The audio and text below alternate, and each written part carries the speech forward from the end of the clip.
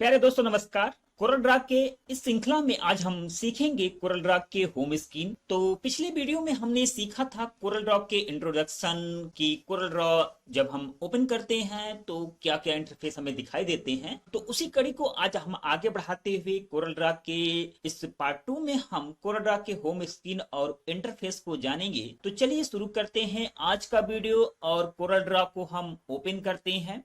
और अगर आपने हमारा वो पहला वीडियो अगर आपने नहीं देखा है तो आप उसे जाकर हमारे प्लेलिस्ट से देख लें। तो जैसे हम कोरल ड्रॉ को ओपन करते हैं और हमारा यहाँ पे गेट स्टार्ट का वेलकम स्क्रीन आपको दिखाई देता है। तो पिछली वीडियो में हमने आपको get start, new document, work space, what a new, इन सब के बारे में आपको बताया था। और ये भी साथ में बताया था कि अगर आप यहाँ पे चेक बॉक्स हटाते हैं और इसे क्लोज करते हैं तो वो वेलकम स्क्रीन हमारी नहीं आएगी। तो हम फिर से कोरल ड्रॉ को बंद करते हैं और वेलकम स्क्रीन देखिए अब नहीं आ रही है।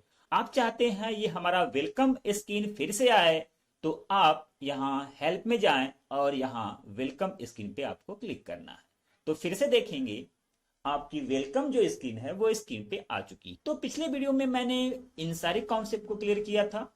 तो अब आज के इस क्लास में हम सबसे पहले ये ऊपर वाली जो पट्टी है यानी इसको टाइटल बार बोलते हैं, इस पे हम कोरल ड्रॉ X7 यानी X17, आपके पास चाहे इससे पहले के वर्जन हो चाहे इसके ऊपर के वर्जन हो, सभी वर्जन में काम करने के जो तरीके होते हैं लगभग एक ही जैसे होते हैं।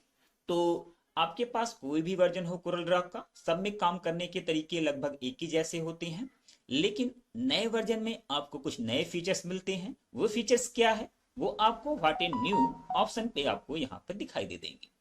तो चलें, तो सबसे पहले हम आपको इंट्रोडक्शन कराते हैं यहाँ टाइटल बार पे। अगर आप सबसे पहले तो हम लेते हैं एक नया पेज। नया पेज लेने के लिए आपको स्टार्ट न्यू डॉक्यूमेंट या यहाँ न्यू, इसका शॉर्टकट होता है Ctrl+N, या फाइल मेनू में जाकर के आप नया डॉक्यूमेंट ले सकते हैं। अगर तो जैसे आप यहाँ पर न्यू करेंगे आपसे डायलॉग बॉक्स आपके अकॉर्डिंग पूछेगा कि आपको किस तरह का पेजेस चाहिए। तो पिछले क्लास में हमने इसके बारे में आपको बताया था। अगर आप इस बॉक्स पर do not show this box again पे अगर आप क्लिक करते हैं और ओके करते हैं तो अगली बार जब आप न्यू डॉक्यूमेंट लेंगे तो ये पॉपअप स्क्रीन आपको नहीं दिखेगी न्यू वाली, आपको डायरेक्ट जो है नया पेज मिलेगा। लेकिन हम चाहते हैं कि हमारा हर बार ये स्क्रीन आए और ये जरूरी भी है कि हर बार हमें इतनी स्क्रीन और यहाँ से कलर मोड या रिलेशन चेंज करना होता है, तो ये स्क्रीन आना जरूरी है। तो इसके लिए आप do not show dialog box पर आप क्लिक ना करें और यहाँ पर हम करते हैं ओके। और जैसे हम ओके करेंगे वेलकम स्क्रीन हमारा चला जाएगा और हमें एक A4 पेपर, यानी ये वही पेपर होता है जो हम प्रिंट आउट लेते हैं जो मार्केट में अवेलेबल होते हैं। तो आपको यहाँ पर इस पेज की साइज आपको दिख रही है और मैंने बताया था इस पेज की जो साइज होती है 8 यानी 8.27.8.69 होता है। और ये पोर्ट्रेट फॉर्म में है और आप चाहें तो इसे लैंडस्केप फॉर्म में भी यहाँ से कर सकते हैं। तो यहाँ पर टाइटल बार के सबसे नीचे अगर हम इस फाइल को सेव करते हैं तो सेव करने के लिए आप यहाँ पर क्लिक करते हैं, Ctrl+S कर सकते हैं या यहाँ से आप फाइल को यहाँ से सेव कर सकते हैं। और यहाँ पर फाइल को डेस्कटॉप लोकेशन और माई फर्स्ट पेज या माई फर्स्ट डिजाइन जो भी नाम दे, यहाँ पर प्रकार अभी हम CDR, तो कोरल ड्रॉ का जो एक्सटेंशन नेम होता है, विस्तारित नाम होता है, वो CDR होता है कोरल ड्रॉ। और इसे हम सेव करेंगे और आप देखेंगे तो जो मैंने फाइल का नाम दिया है वो हमें यहाँ पर दिखाई दे रहा है। इसके नीचे हमारे ये मेनू है, फाइल मेनू, एडिट मेनू, व्यू मेनू। तो फाइल मेनू पे आप जैसे ही क्लिक करेंगे तो यहाँ पर उसके सब मेनू हमें दिखाई देंगे। और मेनू को खोलने का जो तरीका होता है, या तो माउस पॉइंटर को आप ले जाएंगे और फाइल पे क्लिक करेंगे, या आपको यहाँ पर F के नीचे एक सिंगल लाइन दिखाई दे रहा है, यानी आप इस सिंगल लाइन F को अल्टर बटन के साथ अल्टर F भी करेंगे तो वो फाइल मेनू आपका एक्टिव हो जाएगा। तो आपको हम एक बार और बता देते हैं, अगर विंडो में इन विंडोज सॉफ्टवेयर या कोई भी सॉफ्टवेयर हो, अगर किसी भी मेनू के नीचे या टैब के नीचे सिंगल लाइन आपको दिखे तो वो अल्टर के साथ एक्टिव होता है, अगर डबल लाइन रहता है तो वो कंट्रोल के साथ एक्टिव होता है। तो जो भी मेनू आपको खोलना है, जैसे आपको लेआउट मेनू खोलना है तो यहाँ पे देखिए लेआउट मेनू है, और तो एल के नीचे एक सिंगल लाइन है, तो आपको करना होगा अल्टर एल, और ये हमारा खुल जाएगा। तो मेनू का खोलने का जो तरीका होता है, माउस से कर लें या शॉर्टकट यूज कर लें। और भी तरीके हैं लेकिन उससे आपका समय जाएगा, तो फिलहाल माउस से करें या कीबोर्ड से उस शॉर्टकट को एक्टिव करें। तो चलें, ये हो गया हमारा मेनू। मेनू बार बोलेंगे, और ये फाइल मेनू है, एडिट है, और जब मेनू खुलता है तो ये सारे हमारे सब मेनू कहलाएंगे। इसके नीचे हमारा ये है स्टैंडर्ड टूल बार। तो अगर बाई चांस आप मेनू, अगर बाई चांस किसी कारणवश अगर मेनू आपको स्क्रीन से हट जाए, तो यहाँ विंडो में आए, और मैं एक बार मेनू हटा के आपको दिखा देता हूं। तो यहाँ टूल बार में और मेनू को मैंने हटा दिया, तो मेनू हमारा यहाँ पे दिखाई नहीं दे रहा है। तो आप बिल्कुल चिंता ना करें, वापस आप ला सकते हैं। तो यहाँ पर कहीं पे राइट क्लिक करें और यहाँ मेनू बार पे क्लिक करें, तो देखिए ये मेनू बार हमारा यहाँ पे दिखाई देने लगा। और ये हमारा विंडो जो कोरल ड्रॉ का है, ये डिफॉल्ट इंटरफेस है। और शुरू में मैंने आपको बताया था कि यहाँ वर्क स्पेस मैंने डिफॉल्ट रखा है। तो ये बाय डिफॉल्ट जो कोरल ड्रॉ ने हमें दिया है कि जितनी हमें जरूरत पड़ती है वे सारे ऑप्शन हमें इनेबल करके दिए हैं। हम अपने अकॉर्डिंग कोई भी कस्टमाइज कर सकते हैं, चाहे वो कलर का हो, चाहे मेनू का हो, चाहे स्टैंडर्ड बार का हो, चाहे जो भी कस्टमाइज करना चाहे कर सकते हैं।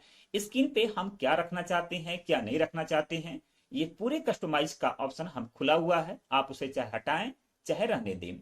तो अब इसके नीचे हमारा है स्टैंडर्ड टूल बार।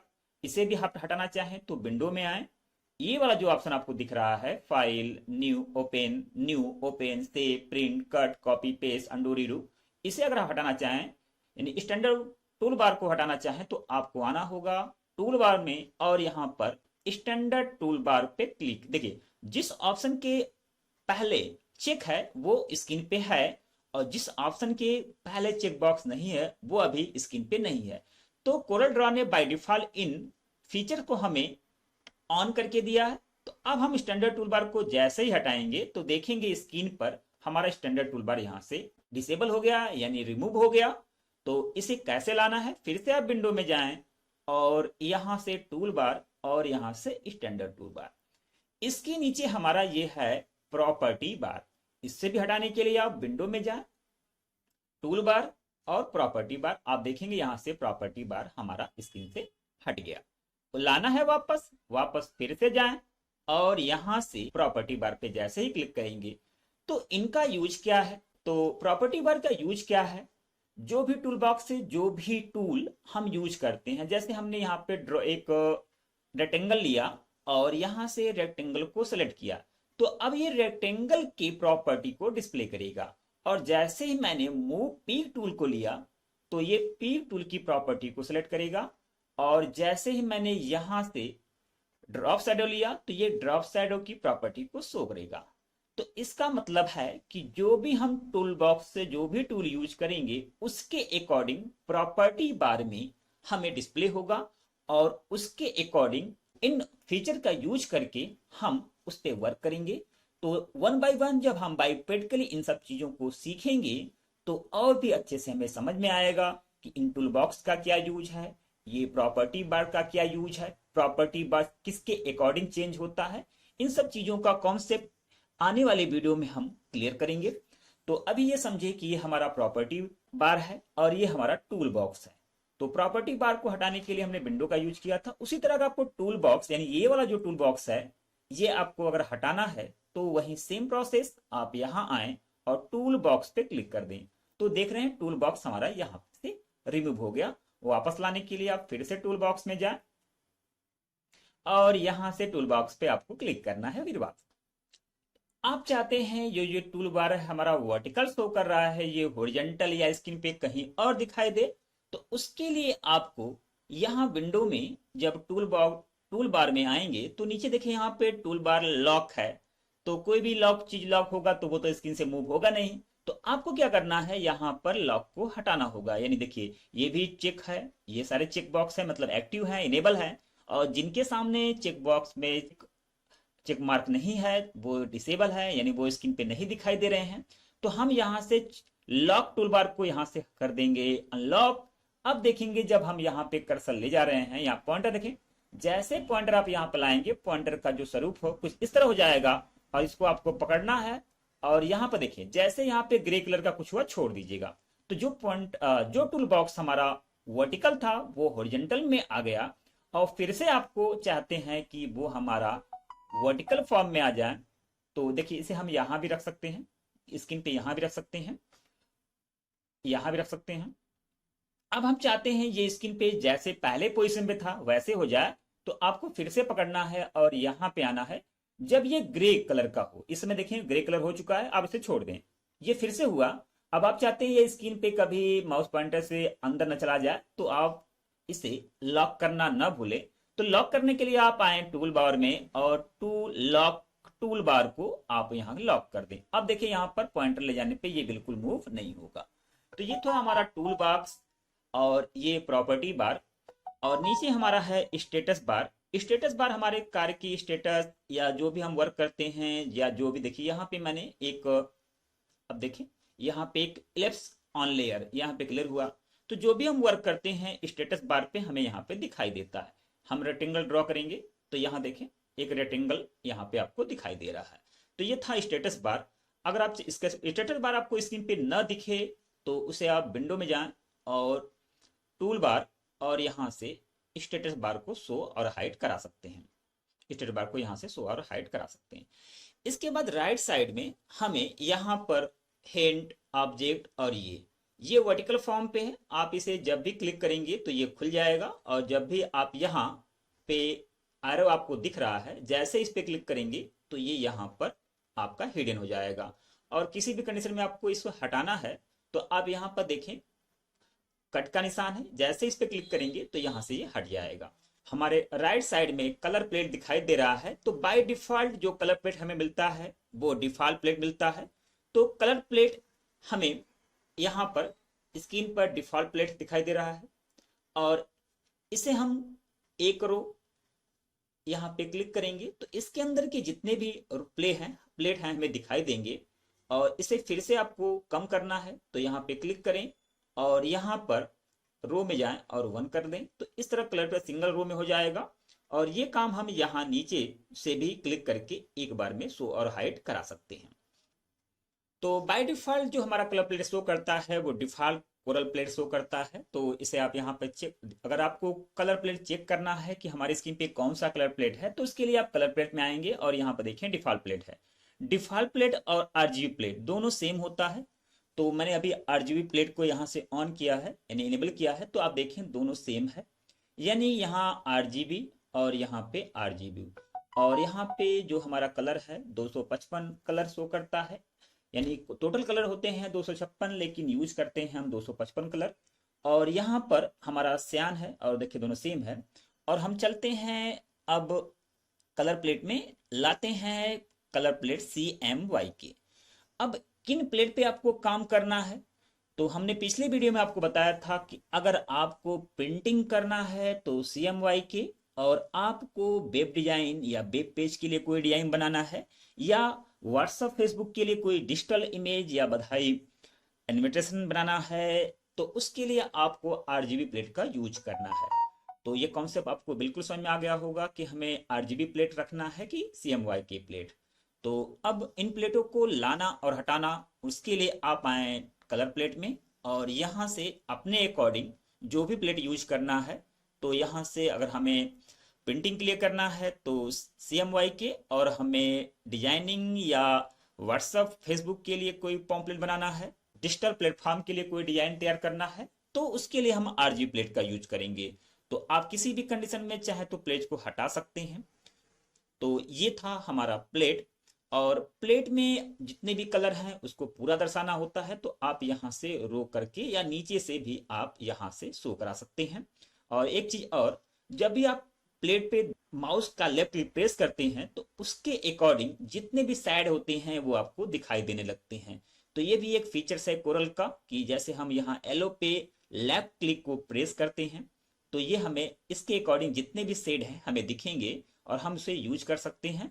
और जो भी प्लेट हमारे सामने होता है वो प्लेट का नाम यहाँ पे शो करता है, जैसे यहाँ पे CMY के और यहाँ पे RGB।